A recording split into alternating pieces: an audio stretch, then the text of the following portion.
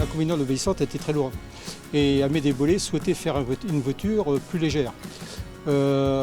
L'exposition de 1878 approchait, on était très près, donc il s'est mis à travailler chez lui.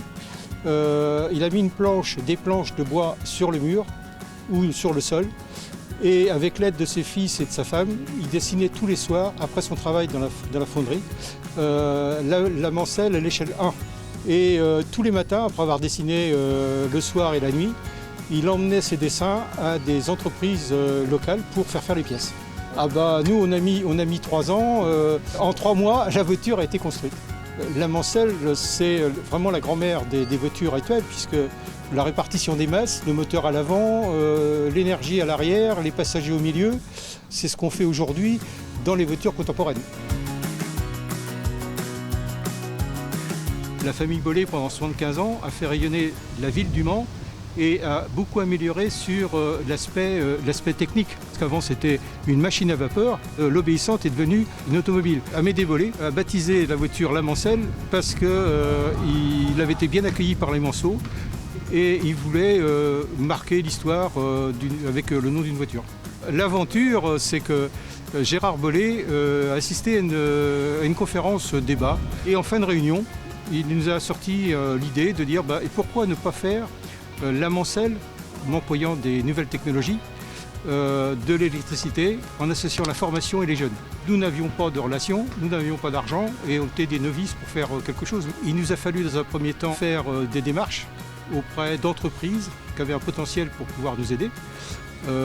Les établissements de l'éducation nationale, c'est-à-dire les lycées, en particulier le lycée Sud, le lycée Funet, le lycée Claude Chappe qui est à Ardèche, et puis l'IUT.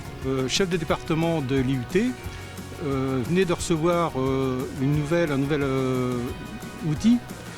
Il a été à Compiègne, il a scanné la voiture, les scans donnent des nuages de points. J'ai contacté le PDG de Dassault Systèmes en France. Et pendant 4 ans, Dassault Systèmes nous a fourni 2 systèmes qui permettaient à nos jeunes de travailler et de développer les plans. Beta Epsilon avec Michel Lecomte, Alain Dugard qui était le directeur technique du bureau d'études, a fait le rôle de manager pour les jeunes et les guider dans tout le projet. Aujourd'hui, si on voulait, on lance un mancelle en série sans aucun problème.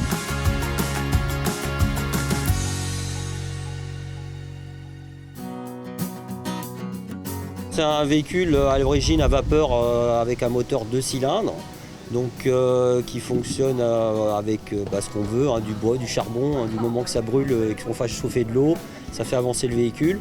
C'est un véhicule qui va quand même à 42 km/h de pointe, ce qui est beaucoup pour l'époque, on est en 1878. Donc un moteur qui développe 10 chevaux, des chevaux à vapeur.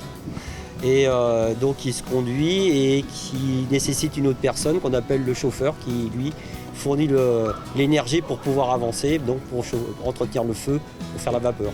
Il y a le volant de direction et le volant pour freiner. Il n'y avait pas de pédale à l'époque, c'était un levier pour la vapeur.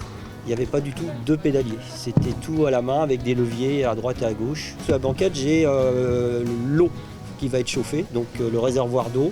Et puis à l'arrière, donc la chaudière qui va transformer cette eau en vapeur. La direction donc à double pivot qu'on retrouve déjà sur l'obéissante, qui est une conception Bollé et qui va un peu révolutionner l'automobile. On va trouver en dessous le moteur 2 cylindres.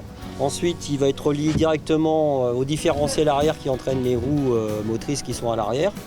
Donc sur un châssis suspendu complètement à l'avant, donc suspension indépendante et avec un essieu rigide à l'arrière. C'était à peu près une demi-heure pour la mettre en route et ensuite que la vapeur monte et puis qu'on puisse démarrer réellement et rouler avec. Ici on est avec un système électrique, donc à la place de l'eau on a mis la batterie de traction. Devant on a tout ce qui est lié au pédalier, parce qu'on a un pédalier cette fois-ci à l'identique d'un véhicule avec un frein, un accélérateur, un frein de parking.